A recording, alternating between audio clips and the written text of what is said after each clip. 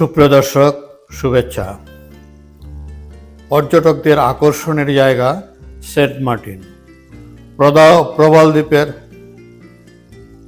প্রবাল দ্বীপের এই Saint Martin পর্যটকদের বরাবরই আকর্ষণ করে থাকে। চারিদিকে সাগর, থই থই পানি এবং সাগরের তীর জুড়ে প্রবাল দ্বীপ এবং সবুজ অভয়ারণ্য, এসব মিলিয়ে পর্যটকরা সেখানে মুগ্ধ হয়ে প্রাকৃতিক দৃশ্যে মুগ্ধ হয়ে থাকেন। সেই প্রবাল দ্বীপ সেন্ট মার্টিনে এখন নিষেধাজ্ঞা আসতে যাচ্ছে। সেই নিষেধাজ্ঞার কারণে যে অনেকেই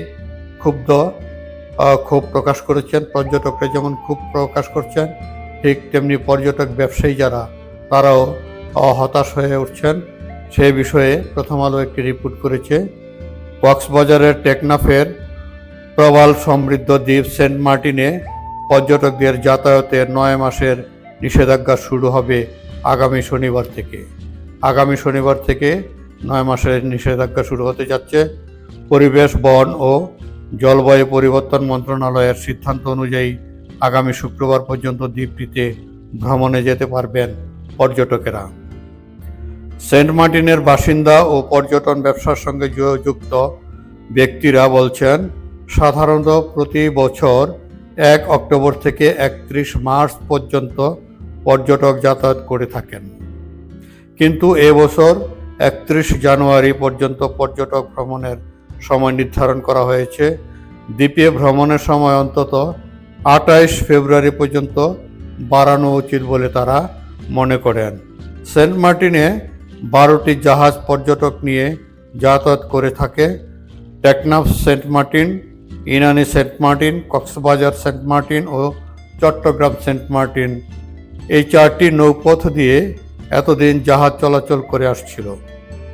এর মধ্যে বর্তমানে কেবল কক্সবাজার সেন্ট মার্টিন নৌপথে জাহাজ চলাচল করছে। টেকনাফ থেকে নাফ নদী হয়ে সেন্ট মার্টিনে যাতায়াত করতেন অধিকাংশ পর্যটক। তবে মিয়ানমারের রাখাইনের সংঘাতময় পরিস্থিতির কারণে নৌপথটিতে জাহাজ চলাচল বন্ধ করা হয়। কক্সবাজার শহরের নুনিয়ার ছড়ার BIWTA ঘাট থেকে বর্তমানে জাহাজ চলাচল অব্যাহত রয়েছে। এই ঘাট থেকে 6 ঘন্টার যাত্রা শেষে পর্যটকেরা সেন্ট মার্টিনে পৌঁছান।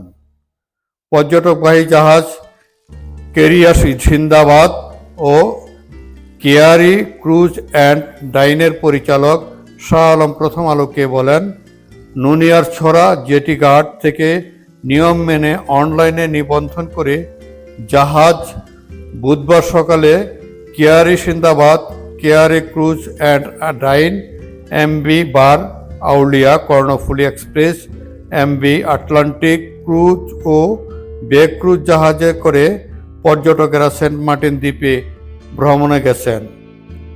যান্ত্রিক ত্রুটির কারণে গ্রিন লাইন 1 যাত্রা বাতিল করেছে। পর্যটন ব্যবসায়ীরা জানান, এবছর পরিবেশ, বন ও জলবায়ু পরিবর্তন মন্ত্রণালয় থেকে পর্যটক ভ্রমণের সময় কমানোর পাশাপাশি নানা বিধিনিষেধ জারি হয়েছে। নভেম্বরে পর্যটকদের সেন্ট মার্টিনে রাত্রিযাপন নিষিদ্ধ করা হয়। ডিসেম্বর ও জানুয়ারিতে 2000 পর্যটক যাওয়া এবং রাত্রিযাপনের সুযোগ রাখা হয়েছে।